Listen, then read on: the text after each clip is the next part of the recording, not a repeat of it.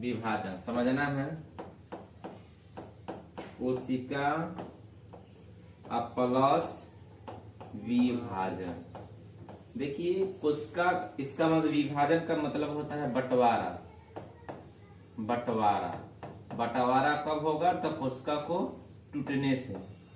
टूटने से अगर आपसे कोई कहेगा कोशिका विभाजन क्या है, तो कोशिका का जो टूटने से जो बंटवारा होता है उसी को क्या कहते हैं?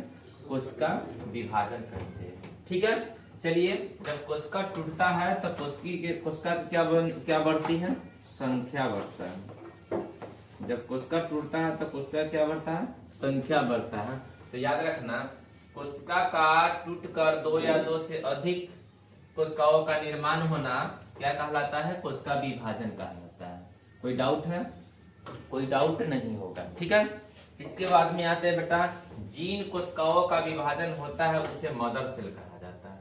देखिए मदर सेल का मतलब होता है, मदर सेल कहा जाता है। मदर सेल कहने का मतलब है, आपसे एग्जाम में पूछेगा क्या सभी कोशिकाओं का विभाजन होता है? तो नहीं, सभी कोशिकाओं का विभाजन बिल्कुल नहीं होता है। जिन कोशिकाओं का विभाजन होता है उसे मदर सेल कहा जाता है। मदर का मतलब मां हो जाएगा, इसका मतलब उसकी संख्या बढ़ जाएगी। ठीक है, चलिए याद रखना है। और जब क्या होगा कि जब वह नई कोशिका बन जाती है, नई कोशिका बनती है, तो उसे क्या कहते हैं बेटा? उसे है ना डाउटर कहा जाता है। जो नई कोशिका बन गया उसे क्या कहते हैं? डाउटर। मान लीजिए कि यह एक 12 कोशिका है, यह एक 12 कोशिका है। ये कोशिका जब टूटा तो टूटने के बाद में छोटे छोटे कोशिका का निर्माण हो गया। तो ये क्या हो गया? याद रखना, ये टोटल क्या हो गया? इस टोटल को कहा जाएगा क्या? Mother cell. मदर सेल कहा जाएगा। ठीक है, और इसको क्या कहा जाएगा? तो इसको कहा जाएगा डाउटर। डाउटर सेल कहा जाएगा।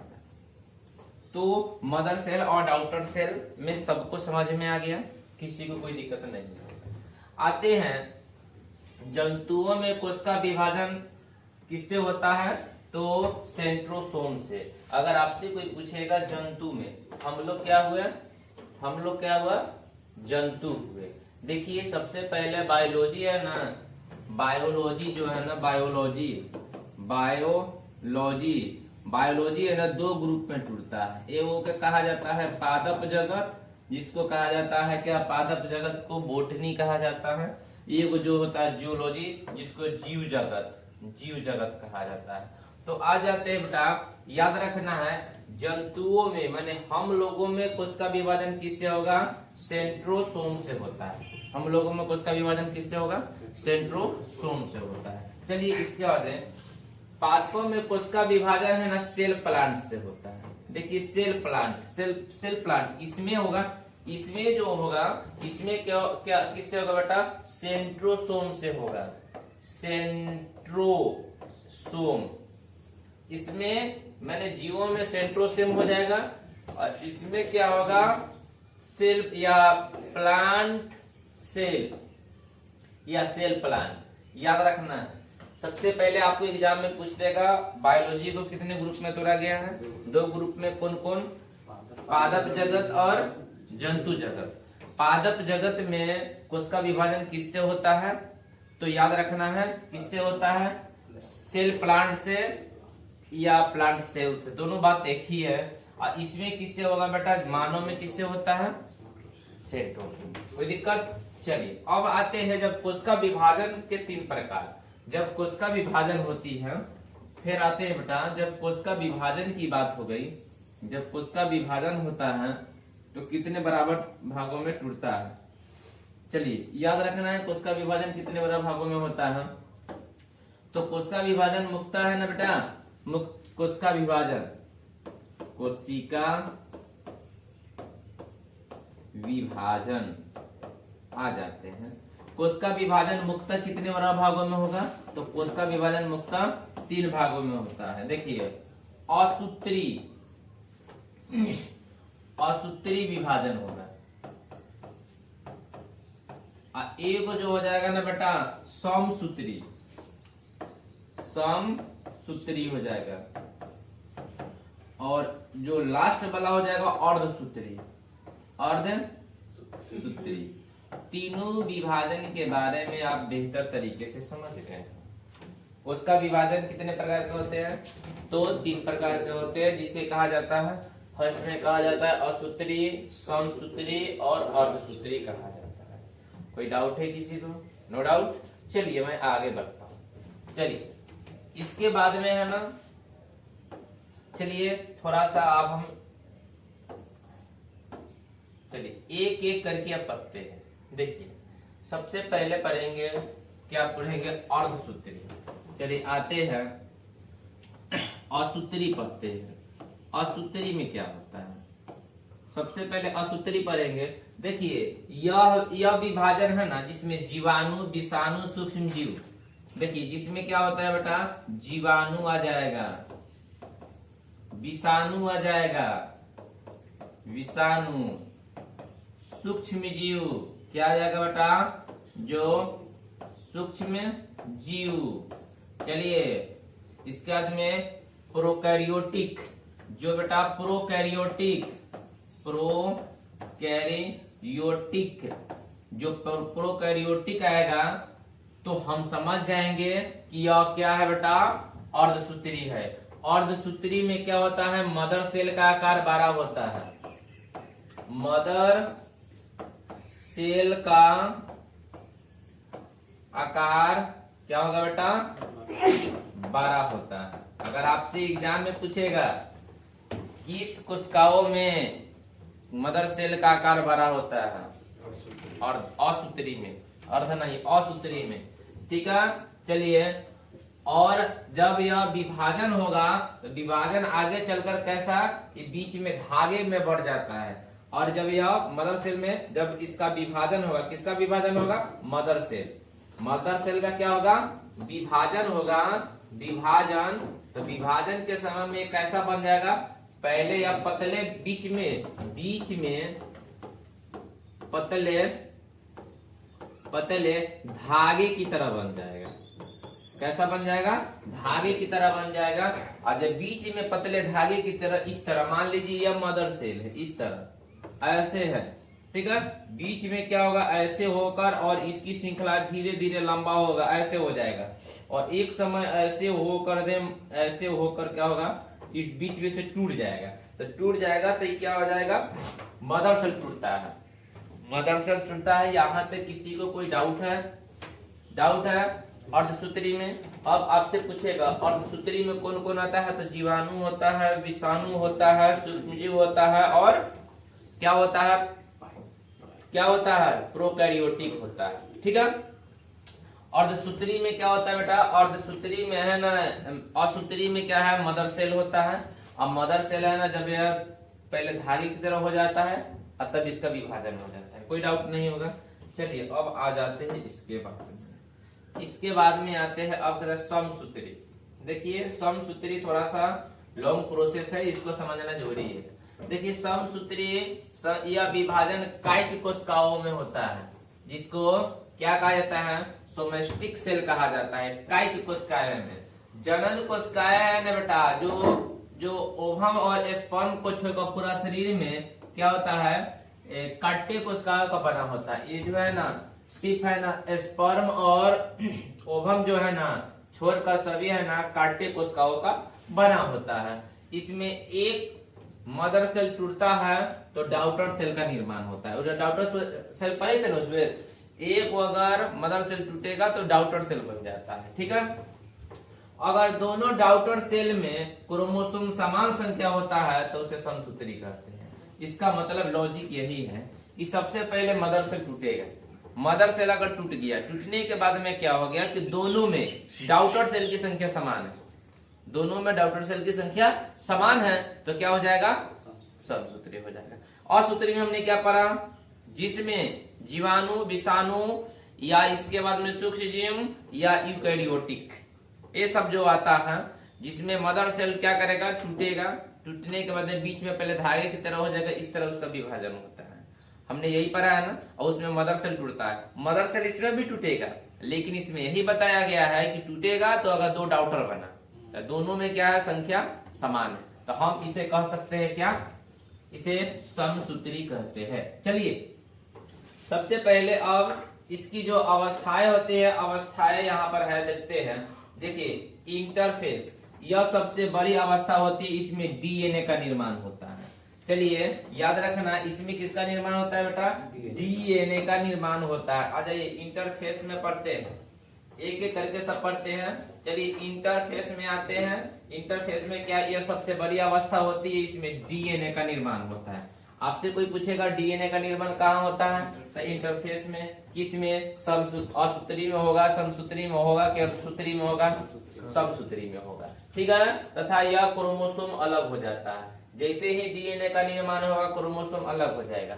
इसके बाद में प्रोफेज, इसमें है ना बेटा स्पाइडर फेवर क्या होता है, तुर्क धागा का निर्माण प्रारंभ हो जाता है तथा केंद्रक का विभाजन होता है। इसमें क्या है बेटा, प्रोफेज में क्या होता है, याद रखना है, जो जो धागा होता है, वो धागा क्या होता है, टूटता है, और टूटने के बाद में उसका है ना किसका निर्माण हो जाएगा बेटा, तुर्क धागा का निर्माण होगा। तुर्क धागा का निर्माण हो जाएगा और क्या होगा, केंद्रक की विभाजन होती है। याद इतना ही रखो, प्रोफेज में क्या होगा, केंद्रक का निर्माण होता है। इंटरफेज में क्या होगा, डीएनए बनेगा तो क्रोमोसोम अलग हो जाएगा। और मेटाफेज में क्या होगा, मेटाफेज में क्या होता है बेटा, तो इसमें क्या होगा, स्पाइनल फाइबर का निर्माण पूर्ण रूप से हो जाता है। और इसके अध्ययन के सुविधा के अनुसार यह सबसे महत्वपूर्ण अवस्था है। अगर मेटाफेज महत्वपूर्ण अवस्था, याद रखो मेटाफेज क्या होगा, महत्वपूर्ण अवस्था। प्रोफेज क्या होगा, तो यह क्या होगा, केंद्रक का विभाजन होता है। इंटरफेज क्या होगा, डीएनए का निर्माण होगा तो क्रोमोसोम अलग अलग हो जाएगा।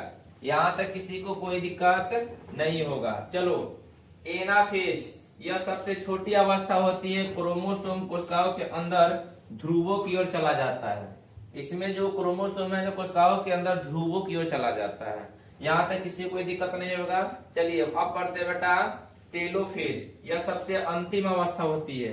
टेलोफेज को कौन कहा जाता है, अंतिम अवस्था होती है। इसमें विभाजन का कार्य पूर्ण होता है और कोशिकाओं के सभी अंग है ना आ चुके होते हैं। माने कोशिका का सभी अंग आएगा, जैसे ही कोशिका का सभी अंग आएगा स्पाइनल फाइबर है ना वो गायब हो जाएगा।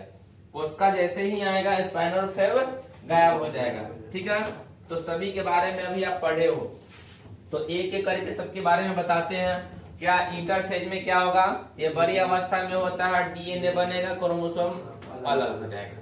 इसके प्रो में क्या होगा, यह तुर्क धागे का जैसे ही निर्माण करेगा केंद्रक का विभाजन हो जाएगा। और मेटासेल में क्या होगा, जैसे स्पाइनल फाइबर का निर्माण होगा तो इसको है ना यह महत्वपूर्ण भूमिका निभा देगा। ठीक है, और इसके बाद में एनाफेज क्या होगा, छोटी अवस्था में होता है, क्रोमोसोम में ध्रुव में चला जाता है। क्रोमोसोम क्या होगा, अब कहाँ जाएगा वह, जैसे ही क्रोमोसोम टूटेगा तो कहाँ जाएगा, ध्रुव में चला जाता है। और टेलोफेज में क्या होता है, यह अंतिम अवस्था होता है। इसमें जब कोशिका का विभाजन पूर्ण रूप से होता है तो कोशिकाओं के सभी अंग आ चुके होते हैं और कौन गायब हो जाएगा, स्पाइनल फाइबर गायब हो जाएगा। चलिए अब आ जाते हैं आगे, फिर पढ़ते हैं। चलिए इसके बाद में आते हैं रिमार्क, थोड़ा देख लेना काफी जरूरी है। जैसे कोशिका में होने वाली निरंतर टूट फूट की भरपाई समसूत्री विभाजन द्वारा होता है। कोशिका में जैसे मेरा यहाँ कट गया, कटा हुआ भाग है, अब क्या हुआ, यहाँ पर नई कोशिका आया हुआ है। नई कोशिका आया हुआ, देखने में भी लग रहा है कि नई कोशिका है। इसका पूरा काम कौन किया है, तो समसूत्री विभाजन किया हुआ है। टोटल काम कोशिका भरने का समसूत्री विभाजन किया हुआ है। जिसको समसूत्री विभाजन काम नहीं करता है तो अब समझ जाइए उसको कोढ़ी फूट गया, उसका कोशिका भरता नहीं। ठीक है, चलिए और छिपकली तथा चूहा का पूंछ समसूत्री विभाजन द्वारा दोबारा आ जाता है। बिल्कुल आप देखिएगा, छिपकली है ना, जब छिपकली को कोई शिकार करने आता है ना तो अपने पूंछ को तोड़कर आगे निकल जाता है झटका से, और फिर उसका पूंछ फिर बाद में चला आता है। तो इससे हम लोग कहते हैं कि कहीं दबकर कट गया है, ऐसा नहीं होता है, वह जान बचाने के लिए पूंछ को तोड़ देता है। तो ये किसमें होता है बेटा, चूहा और पूंछ क्या होगा, समसूत्री विभाजन, ये दुबेरा निकल जाता है। ठीक है, अब पढ़ेंगे अर्धसूत्री विभाजन। अर्धसूत्री विभाजन यह केवल है ना जनन कोशिका है जो स्पर्म और ओवम में ही होता है। यह कहाँ होता है, स्पर्म और ओवम में ही होता है। इसमें क्रोमोसोम की संख्या घटकर आधी हो जाती है। इसमें मातृ कोशिकाएं 4 पुत्री कोशिकाओं में बढ़ जाता है। मातृ कोशिकाएं कितने में? 4 में बढ़ जाता है। और इसमें क्रॉसिंग ओवम की घटता है और इसके अंदर प्रोफेज भी की अवस्था भी क्या होता है बेटा? घटता है। इसमें सब घटने की बात हो रही है।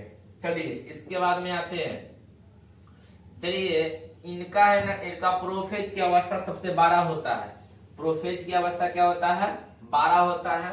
अब आ जाइए बेटा, मेल में पढ़ते हैं और फीमेल में आते हैं। मेल में क्या है बेटा? 44 एक्टोसोम होता है और 2XY है ना एलोसोम क्या होता है बेटा?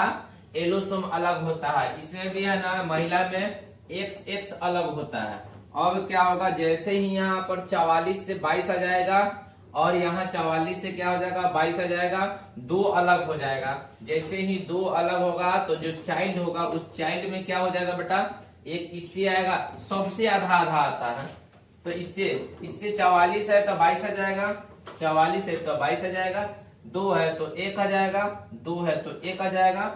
और जैसे ही 44 + 2 और ये 46 हो जाएगा, ये चाइल्डहुड में आ जाएगा। तो इस तरह है ना कि क्या होता है बेटा, मेल और फीमेल के जो क्रोमोसोम है, गुणसूत्र है, उसका विभाजन की टोटल इसे डायग्राम निकल जाती है। चलिए यहाँ तक समझ में आ गया होगा आप लोग को, मैं विश्वास करता हूँ। चलिए सेंट्रोसोम में आते हैं। सेंट्रोसोम आते हैं, क्रोमोसोम में होने वाली जो अनियमित को सिंड्रोम कहा जाता है। सॉरी सिंड्रोम नहीं है, चलिए क्रोमोसोम में होने वाली अनियमित को सिंड्रोम कहा जाता है। इसके कारण शरीर में असामान्य लक्षण उभर जाता है। इसी के कारण शरीर में असामान्य लक्षण आ जाता है। जैसे देखिए यहाँ पर है ना, क्या लिखा हुआ है बेटा? Turner syndrome. इसमें क्रोमोसोम की संख्या 45 होती है। यह केवल स्त्रियों में पाई जाती है। इसमें स्त्रियों का शरीर है ना अविकसित हो जाता है, जिसे बाझपन हो जाता है। देखिए जैसे ही क्रोमोसोम की संख्या 45 रहेगा, अब वह मां नहीं बन सकती है कभी, इस कंडीशन में आ जाता है। और इसके बाद में है ना बेटा